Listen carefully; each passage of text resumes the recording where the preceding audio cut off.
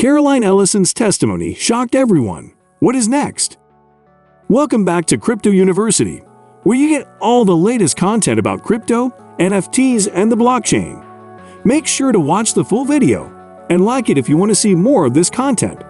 A quick note, we will never ask for your number or personal information, and we will certainly not contact you on WhatsApp. So please be aware of the scams and the spam comments in the comment section. The link to our Instagram is in the description box.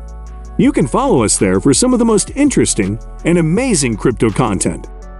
Caroline Ellison has finally admitted to the whole-scale misconduct at Elevator Research and FTX.com.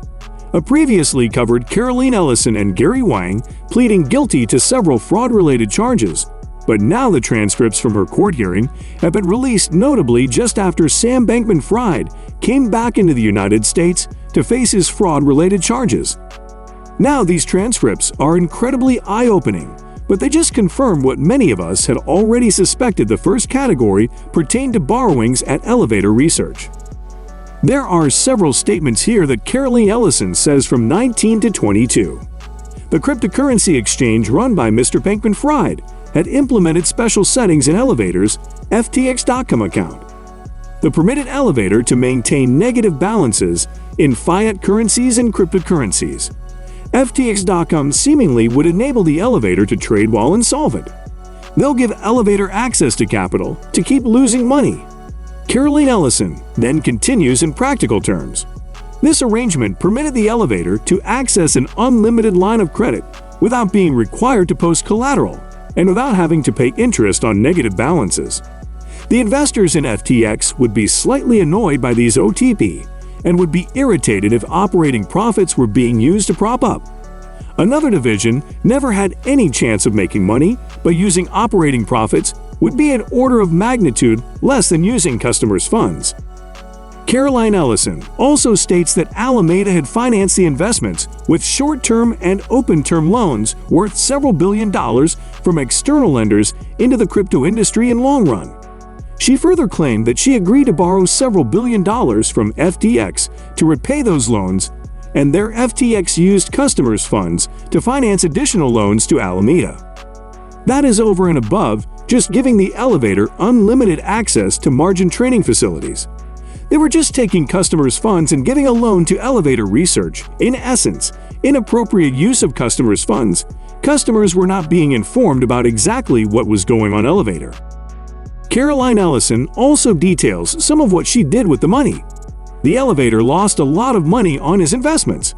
These were unquote loans, but never have been intended to be repaid, or there might have been loans on potentially uncommercial favorable interest rates. Those executives might never repay those loans. When you look at it, it looks an awful lot like customer spins were being funneled into the pockets of FTX executives. Now clearly that's something that is going to need to be proven in court at Sam Bankman-Fried's trial, but it looks incredibly damaging, and it does look very much like outright fraud. She also talks about what happens with the balance sheets for Elevator Research. Caroline Ellison specifically states that we prepared certain quarterly balance sheets that concealed the extent of Elevator's borrowing and the billions of dollars in loans that Alameda to FTX executives and related parties. They doctored the accounts, and it clearly shows the degree of fraud concerning the lenders to Elevator Research and potentially the investors. Caroline Ellison then expresses remorse for what ultimately happened here. Whether this remorse is genuine is for others to judge. She specifically said that I am truly sorry for what she did. I knew that it was wrong. I want to apologize for her actions to the affected customers of FTX lenders to Alameda and investors in FTX. She acknowledged that I am here today to accept my responsibility for my actions by pleading guilty. It is incredibly damaging that all of these admissions indicate that FTX and Elevator Research were operating in unison to mislead customers. Caroline Ellison and Gary Wang both pled guilty and seemingly didn't even try to raise this. SBF has asserted the problem with this is that FTX.US does not appear to be relevantly separate from FTX.com.